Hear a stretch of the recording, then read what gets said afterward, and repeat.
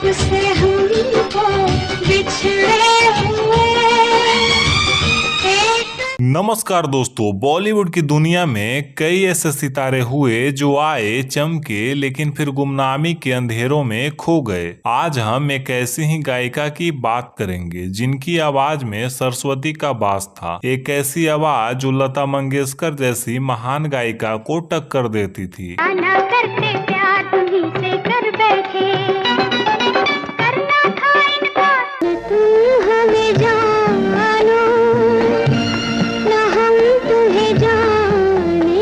दोस्तों, ये आवाज है सुमन कल्याणपुर की, एक ऐसी गायिका जिनकी प्रतिभा ही उनके लिए मुसीबत बन गई। उन्हें बॉलीवुड की साजिशों का शिकार होना पड़ा और थक हार कर गाना तक छोड़ना पड़ा। आखिर कौन थी सुमन कल्याणपुर और क्यों हिंदी सिनेमा के बड़े बड़े संगीतकार और निर्माता उनकी काबिलियत जानने के बावजूद भी उन्हें काम देने से डरते थे? चलिए आज खोलते हैं इतिहास के इस अनसुने पन्ने को। दोस्तों, सुमन कल्याणपुर का जन्म 1937 में एक ऐसे परिवार में हुआ जहां कला और संगीत को बहुत सम्मान दिया जाता था। बचपन से ही उनकी रुचि संगीत में थी, लेकिन वह एक चित्रकार बनना चाहती थी और इसके लिए उन्होंने जे स्कूल ऑफ आर्ट में दाखिला भी लिया। उस समय तक उन्होंने शौकिया तौर पर गाने के अलावा कभी संगीत को गंभीरता से नहीं लिया था। उनकी हीरे जैसी आवाज को पहचाना उनके पड़ोसी और पिता के मित्र केशव राव भोले ने। उनके कहने पर सुमन ने संगीत सीखना शुरू किया और उस्ताद खान अब्दुल रहमान खान और मास्टर नवरंग जैसे दिग्गजों से तालीमें ली। 1952 में केशव राव ने उन्हें ऑल इंडिया रेडियो पर गाने का मौका दिया और यहीं से उनकी आवाज ने पहली बार लोगों के दिलों पर दस्तक दी। इसके बाद उन्हें मराठी फिल्म सुकराची चांदनी में गाने का अवसर मिला। इसी फिल्म के जरिए निर्देशक शेख मुख्तार ने उनकी आवाज सुनी और अपनी अगली फिल्म मंगू के लिए उन्हें चुन लिया। इस तरह सुमन कल्याणपुर का हिंदी पार्श्व गायन का सफर शुरू हुआ।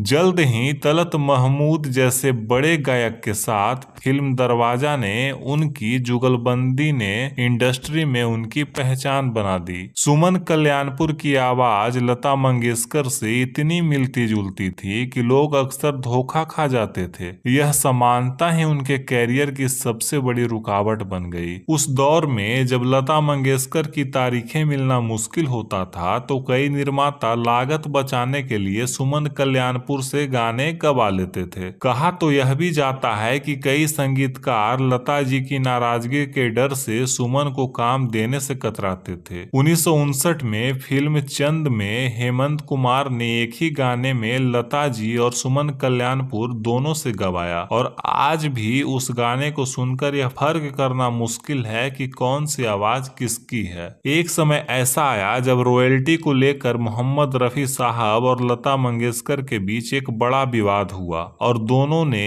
एक साथ गाना बंद कर दिया। इस मौके ने सुमन कल्याणपुर के लिए दरवाजे खोल दिए। उन्होंने रफी साहब के साथ कई युगल गीत गाए, जैसे आजकल तेरे मेरे प्यार के चर्चे, जो सुपर हिट हुए। लोगों को पता ही नहीं चलता था कि रफी साहब के साथ गाने वाली आवाज लता की है या सुमन की। लेकिन दुर्भाग्य से जैसे ही रफी साहब और लता जी का विवाद सुलझा, सुमन कल्याणपुर को फिर से नजरअंदाज किया जाने लगा। सुमन कल्याणपुर के खिलाफ साजिशों का दौर चलता रहा। 1965 में आई फिल्म गजल का एक गाना उनसे नजर मिली पहले लता जी और सुमन की आवाज में रिकॉर्ड हुआ, लेकिन बाद में फिल्म से सुमन की आवाज हटाकर उसे मीनू पुरुषोत्तम की आवाज में दोबारा रिकॉर्ड कराया गया। इतना ही नहीं, HMV ने जब 50 बेहतरीन गानों का संग्रह जारी किया तो उसमें सबसे ज्यादा 7 गाने सुमन कल्याणपुर के थे, लेकिन कैसेट के कवर पर उनकी तस्वीर नहीं छापी गई।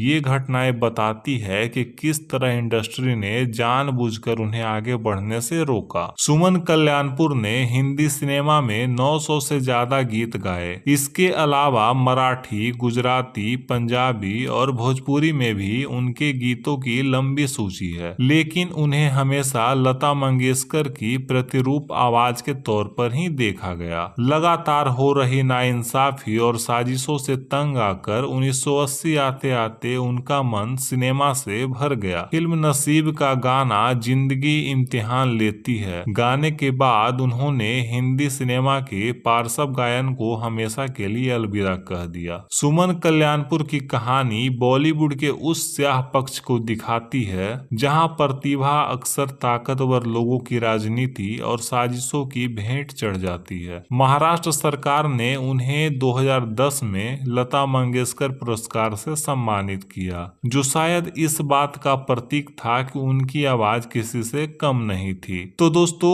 आपको क्या लगता है, क्या सुमन कल्याणपुर के साथ वाकई नाइंसाफी हुई? हमें कमेंट बॉक्स में जरूर बताएं। और अगर आपको यह वीडियो पसंद आया तो इसे लाइक और शेयर करना ना भूलें। हम ऐसे ही आपके लिए कम समय में बेहतरीन कहानियां लेकर के आते रहते हैं। धन्यवाद।